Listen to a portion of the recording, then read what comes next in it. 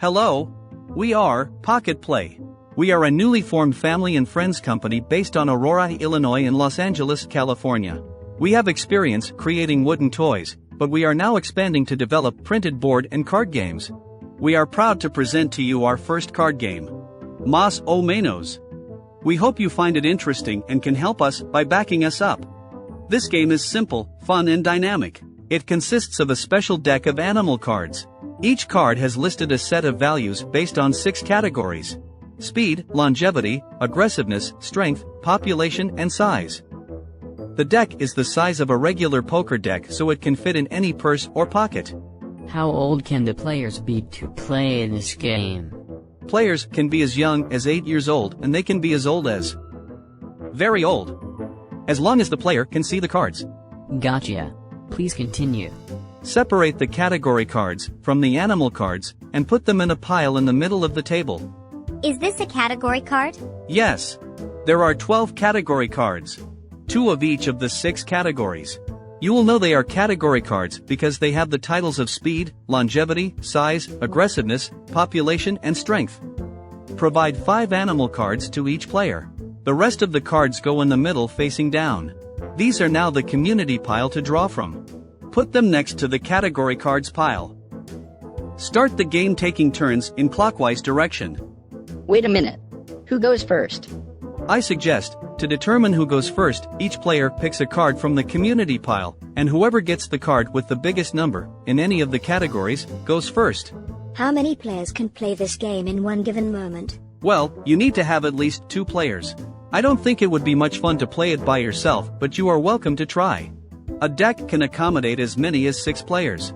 But you could get additional decks to accommodate as many players as can fit in the table. How about 20? Sure. As I say, you can add more players, but I recommend you add extra decks so you can have enough cards to go around for the number of players you may want to include in your party. Understandable. Please continue. Yes. You told us that you could show us how to play it in less than a couple of minutes. That is right. The instructions are so easy that even you can understand them. Good. Wait a minute. Let's assume it is a 4-player game for the purpose of this walkthrough. The first player flips one category card to face up to determine which category card becomes active and decide where the power is, in the most or the least. Then, the player puts down one animal card in the middle of the table, next to the community pile and the category pile. After putting a card down, the player picks up a card from the community pile to replenish the number of 5 cards. Let's say the category that was picked is aggressiveness, and because most of this player's cards are of animals that are not aggressive, it will make sense for the player to choose to put the power on least. So the less aggressive the animal is, the more power it holds. What do you mean? Yes. If the card the player puts down is of an animal that is not aggressive at all, the player should elect to say that the power is in the least aggressive animal. Therefore, this player has more chances to stay alive in the current round. What happens when there are 2 animals with similar level of aggressiveness? Or it is not clear which one is more aggressive? These animals were chosen because they are known by most people, and it will be easy to determine which animal is more aggressive, or slower, or bigger where there are more of. But just in case something is not clear, all animals were graded with numbers that indicate the scale of value. These numbers can be viewed whenever players are not clear about which animal is more powerful given the current circumstances. Okay.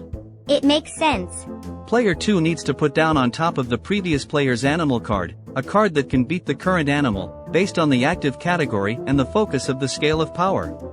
If player 2 beats the animal card of player 1, then player 2 picks up a card from the community pile to replenish the 5 cards, and is now the turn of player 3.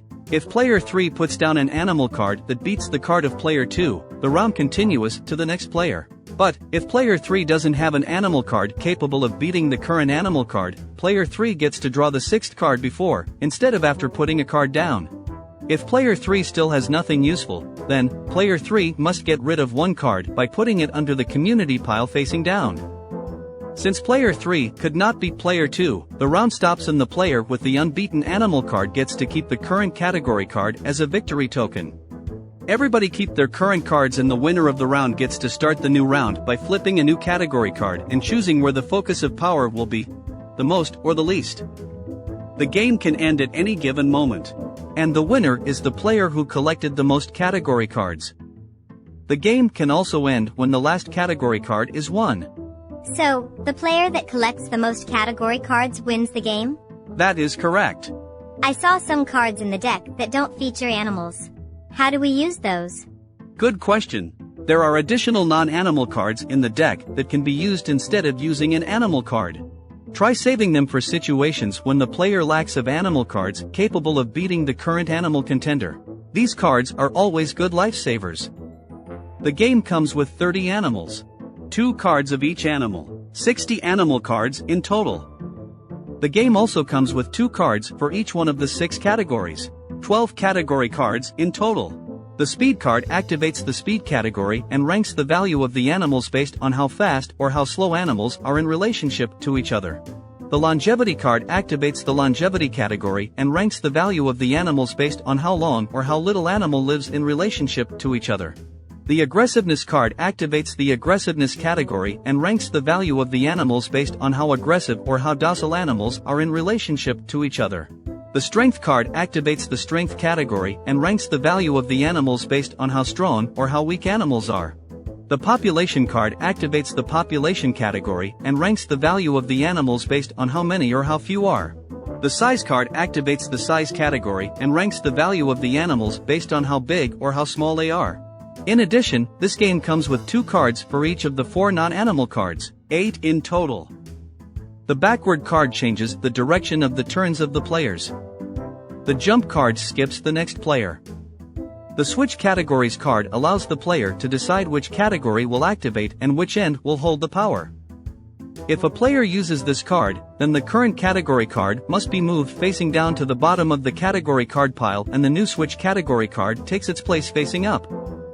With the switch the power focus card, the player can only change what end of the current category has the power, the most or the least.